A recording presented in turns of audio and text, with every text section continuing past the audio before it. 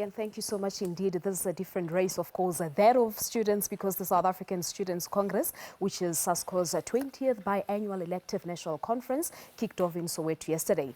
The main purpose of the conference, which ends on Friday, is to elect a new leadership and focus on the renewal of the organization's mandate. This elective conference comes at a time when SASCO is no longer enjoying huge support in many of the country's tertiary institutions, including the University of Fort Hare, UCT and Wits University. But with us now is Zamile Gwala. She is the NEC member of SASCO. Good morning to you, Zamile. Thank you so much indeed for coming through. Good morning, Balasa, and morning to the viewers. Thank you so much indeed. Now, two issues on the table. Electing new leadership and the mandate of SASCO. Yes. Talk to us about the mandate. Who do you serve? As SASCO, we serve the students in the institutions of higher learning and training, both in universities and TVET colleges. For a very long time, we had our strong bases in the universities, where we mostly have our traditional branches, because that is where mostly SASCO was formed.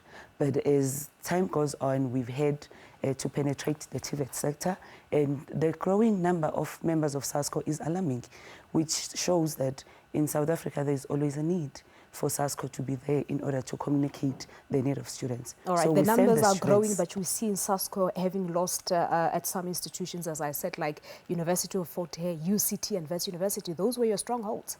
We are growing, Palace. We are growing as an organization. But yes, as we are growing as an organization, we learn, we make mistakes, and then we pick up from that one. We have lost many campuses that have been our traditional stronghold, but that, as SASCO has taught us a couple of things. We look back, we reflect. As we are going to conference right now, it started yesterday until Friday, it's some of the things that we are discussing as to how have we gone wrong in such institutions and how can we correct ourselves. So maybe that can be the issue that is on the table right now. All right, but where have you gone wrong? What have you done wrong? What do you stand for? Most of the time, it's not just about SASCO, Balisa. It is how SASCO is associated with the ANC. SASCO is not a student desk of the ANC, but we believe in the Marxist and the Leninism. We use those as our tools of analysis, which means we have a relationship with the ANC, with the SACP, with SANCO. So that relationship and their failure reflect badly on us. When it comes to issues of NSFAS, SASCO does not handle NSFAS, but how the government of the ANC handles NSFAS. When it's not good, it reflects badly on SASCO, and that is how sometimes we lose. But sometimes it's an issue of us growing and learning how to handle power, Balisa. As children, we are learning, we are growing, and we're getting elected into positions sometimes. So that's when we learn, and that's how we groom our members, because we've realized that sometimes we elect people that are not ready to lead. So we just make teething mistakes. All right, let's just go back to the issue of ANC and SASCO. The relationship, really, what is the difference? Because at some institutions, we've seen SASCO contesting the elections with YCL as well. So how deep is your relationship with the ruling party? Because I was of the view that you guys are working together as affiliates. We call our ANC, our relationship with the ANC a SASCO approach. We complement, we contradict the ANC. When the ANC is doing good, SASCO is the first one in the forefront to say we appreciate what the ANC is doing. When the ANC is not doing good, we are the first one as SASCO to say we do not appreciate what the ANC is doing. Yes, we've been contested by SASCO. We've been, by the YCL.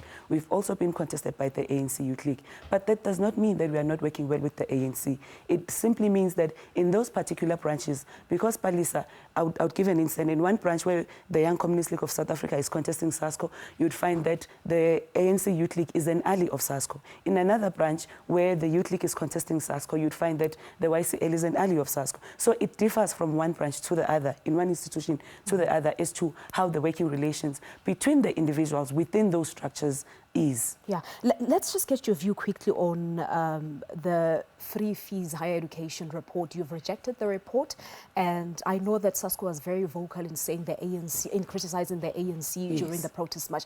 What's your take on that? Because we know that the report indicates that it is not feasible to have a free higher education in South Africa, but obviously it's up to the president to decide. What's your view on that? We believe that, Balisa, that we can source money as the country in various departments or in various areas. We do not really believe that what the report is suggesting, that we should go to the banks and incur more debts is what is going to assist us. That is one of the parts that we reject, vehemently so as SASCO, because we do not believe that continuously inducting students is what's going to take us forward. Yes, we want to be educated. Yes, we want to go to school and we want to empower ourselves. Yes, we want to make it different from where we come from and we want to improve our backgrounds. But we are only asking that the government assist us in doing that. All right. Zamile, we have to leave it at that due to time constraints. Thank you so much. I believe we'll have a chat with you once the Congress is over. Thank you so much for coming through. Thank you for having us. Thank you very much indeed. Zamile Gwala is an NEC member of SASCO, talking to us about the Congress that's currently underway. It is just a little after 7 o'clock. It's time for your news at 7.